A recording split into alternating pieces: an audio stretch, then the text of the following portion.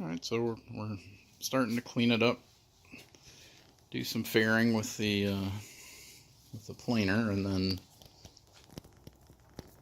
move on to sanding. But I just wanted to get some glue on it, or get some of the glue off of it to have a look at it, because it's one of those things that drags on, and sometimes when it doesn't look pretty, it kind of doesn't make you feel great about it. So anyhow, I think it's looking pretty right now.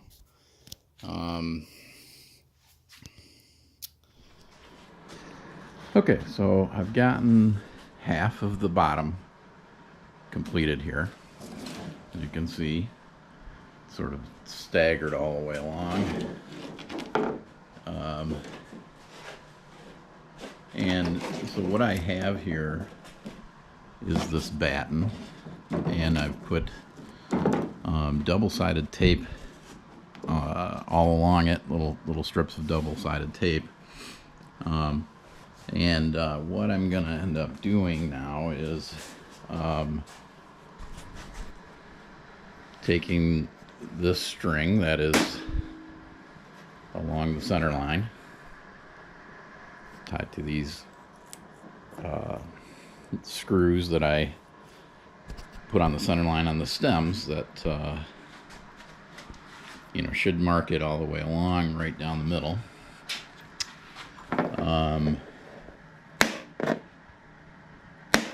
And I'm gonna stick that batten straight edge wise right up against that string all the way along, without trying to move the string at all, just being right beside it,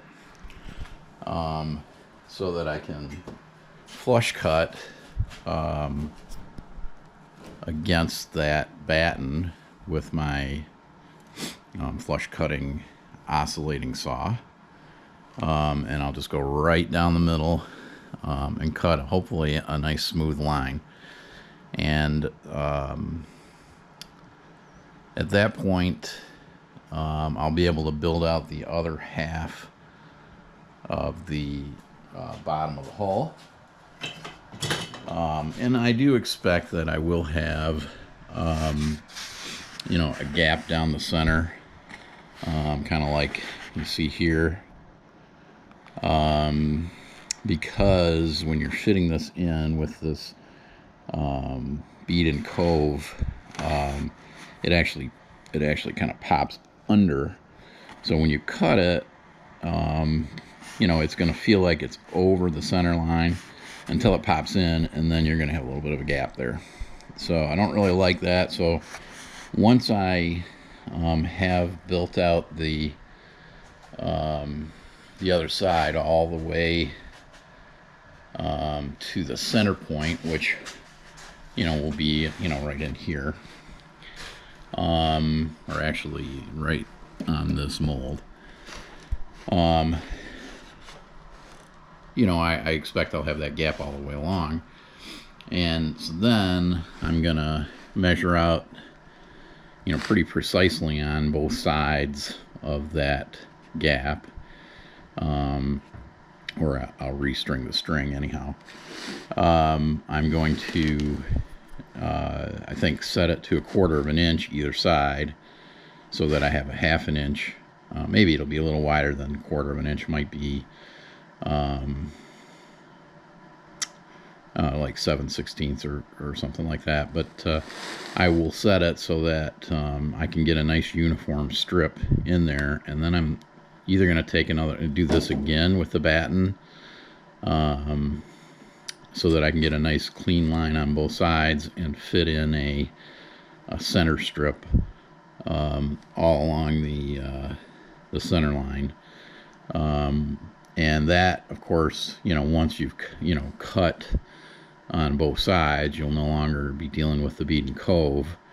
That center line strip will sit right on top of the molds, and the glue, of course, will hold it in place once it's hardened, and that will give you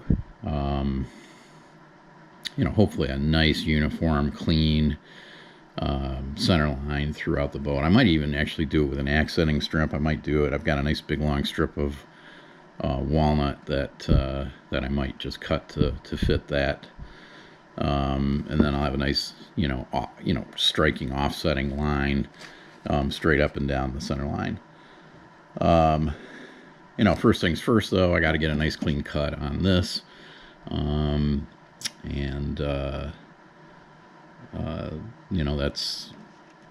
That's the theory right now, and we'll see if we can put it into action and actually get a nice clean line down that center, and then build on. Okay, so I've gone through, I've used this batten to create a straight line. You can see I've just kind of cut it right down the middle. Looks pretty straight. I think we have a little bit of an issue with this last strip that I cut in or glued in, because it's very thin, and I think the vibrations from the oscillating saw caused the glue to come apart. And you can see there's now a spring back here. So I'll see if I can fix that, or I might have to just replace that strip and recut it. And then, there was a few little areas where it kind of feels like it maybe bowed out or bowed in a little bit, right here along the center. So all in all, though, I think it turned out pretty good when we stayed right on the center line. You can see how close it came, down here to the center. And that's of course the farthest away from where I started. So I feel pretty good about that. And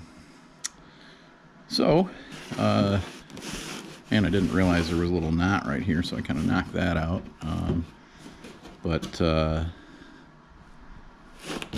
Pretty good for not really ever having done that before. So I got to try and fix that one little spot, and then I can start stripping out the rest of the boat.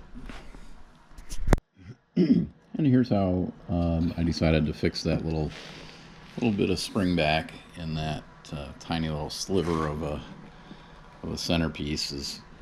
I just kind of pulled it a little bit apart with my fingers and filled it with some glue, and then I put this backer board in here to protect the bead and cove of the outside piece here. And then I just wedged one of these hold downs that I had made to hold the planks to the forms, and then just kind of wedged it in there, and then put it in and held it in with a clamp. So we'll see if that it seems to have closed the gap, and so we'll see if that adds the strength that's needed to keep that from springing back again. Of course, once all is said and done, that'll actually probably end up being cut away anyhow, and then that center strip that I talked about would be going in that area. So I'm not super concerned about it. I just kind of want it held back in place while I strip out the remainder, so that I've got a pretty decent clean line as I build that out. So not a huge deal, but just something to show a little bit of different ways to clamp things in.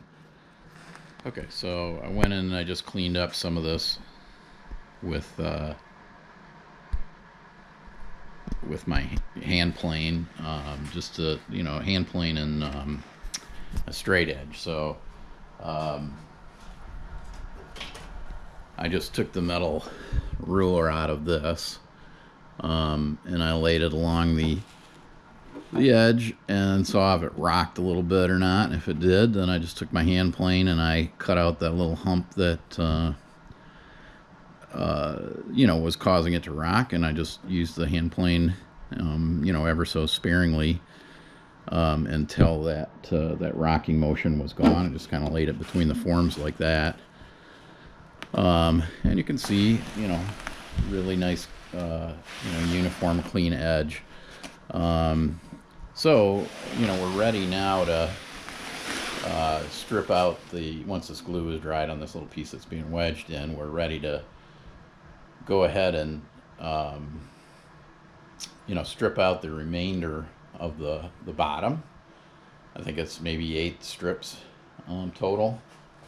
And then once we're done with stripping out the bottom, we can fit in that centerpiece.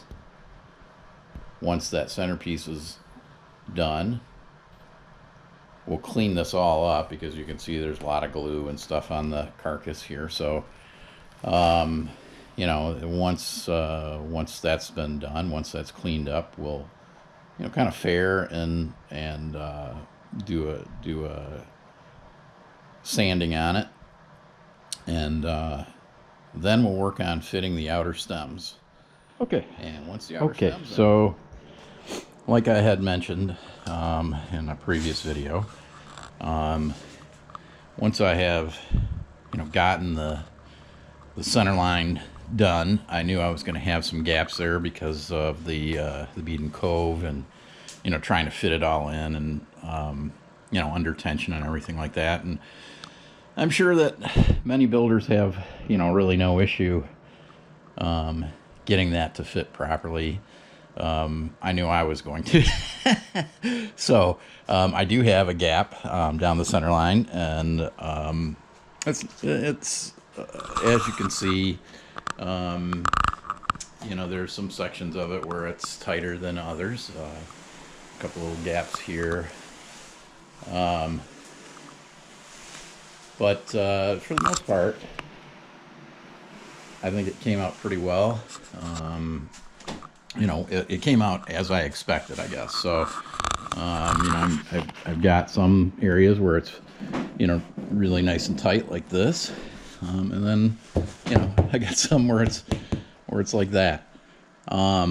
So, what I'm gonna do is, at this point, I'm gonna get figure out how to frame in my router between 2 straight edges, all the way down the length, and then I'm going to run my router straight down the middle, and leave probably a half to, depending on the size of strip I decide, about 1/2 to 3/4 of an inch strip, all the way down the center line, and then fit a strip in there, to fill that void and give me a nice, clean, smooth center line. That's the thought. I've got to figure out how I'm going to do that, because as you can see, there's a fair amount of movement between the hull itself. It's it's got some curves, and that kind of stuff is going to make it difficult to get a straight edge on both sides of the width of my router. But I think it's going to be, doable. I'm probably going to, just continue to use these screws on the center line that I've put into the stems. And right in the center of my forms that I'm going to use to hold the router, I'll just resink those screws right through them to hold them down to the boat, and then I'll probably use double-sided tape along the length of it, and close to the, as close to the center line as, I think is warranted. And at that point, it'll be pretty solid. And then I'll just take several passes with the router up and down it, until I, get through the 1/4 inch thickness of the strips in the hull. I'm toying with using a thicker strip in the center, and then hand planing that down so that it corresponds to this, sort of peaking that, exists, in these areas here. So in other words, it'll be shaped by hand with the plane, like this here, and then it'll flatten out as it goes and just become flat with the bottom, right down the center. So that right now is my thought, is maybe taking a, like a 3/4 by 3/4 inch strip that's, I don't know, 14 feet long or so, because it's a 16-foot canoe, but the stems themselves are 2 feet long on each end, so I should have, with 14 feet, be plenty long enough to account for the rest. And then I can sort of shape and blend the outer stems right into that that peaking on that thicker stock near the ends, and have a nice smooth transition there. So that's kind of what I'm thinking right now. Honestly, if I get it done today, I'll surprise myself, because generally with stuff like this, I like to think about it for a long period of time before actually doing it. So we'll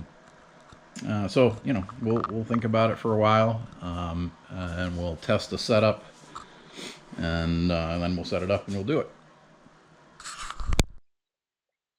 So what I ended up doing was making a router sled for the entire length of the canoe, and I used a 3/4 inch routing bit to just excise a 1/4 inch deep the full length of the canoe, and it turned out pretty nice.